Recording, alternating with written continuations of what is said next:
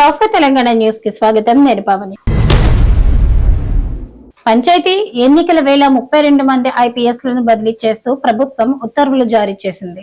ADG personnel గా Chauhan, CID డీఐజీగా పరిమళ నూతన్, మహేశ్వరం డీసీపీగా నారాయణ రెడ్డి, తెలంగాణ నార్కోటిక్ ఎస్పీగా పద్మ, నాగర్ కర్నూల్ ఎస్పీగా సంగ్రామ్ పాటిల్, సౌత్ జోన్ డీసీపీగా కిరణ్ కారే, వనపర్తి ఎస్పీగా సునీత, మల్కాజ్గిరి డీసీపీగా శ్రీధర్, ఆసిఫాబాద్ ఎస్పీగా Nikitha Pant, Telangana anti narcotics bureau ఎస్పీగా గిరిధర్ తదితరులు బదిలీ అయ్యారు.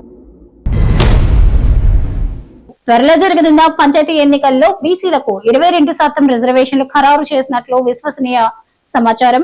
బీసీలకు 42% ఇవ్వాలని ప్రభుత్వం భావించిన కోర్టు కేసుల వల్ల సాధ్యపడలేదు.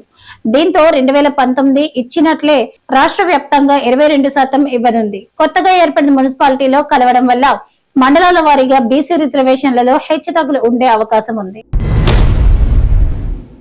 అర్హులైన జర్నలిస్టులకు ఇళ్ల స్థలాలు కేటాయించాలని కోరుతూ టీడబ్ల్యూజేఎఫ్ ఆధ్వర్యంలో శుక్రవారం కలెక్టర్ కార్యాలయంలో అదనపు కలెక్టర్ చంద్రశేఖర్ వినతి పత్రం సమర్పించారు. జర్నలిస్టులకు హెల్త్ కార్డులు తక్షణమే పంపిణీ చేయాలని, అర్హులైన అందరికీ అగ్రిగేషన్ కార్డులు మంజూరు చేయాలని విన్నవించారు. ఈ కార్యక్రమంలో జిల్లా కార్యదర్శి సురేందర్, ఉపాధ్యక్షుడు ప్రభు తదితరులు పాల్గొన్నారు.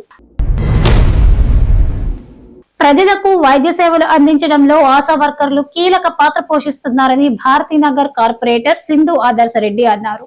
శుక్రవారం రామచంద్రపురం డివిజన్లలోని పిహెచ్సిలో ఆశా వర్కర్లకు యూనిఫామ్, చీరలు పంపిణీ చేశారు.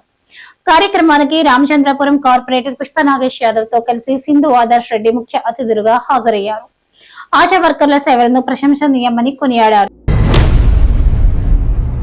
సీఎం రేవంత్ రెడ్డి అధ్యక్షతన తెలంగాణ కేబినెట్ ఈ నెల 25న భేటీ కానుంది. పంచాయతీ ఎన్నికలే అజెండాగా మంత్రివర్గం సమావేశం కానున్నట్లు సమాచారం.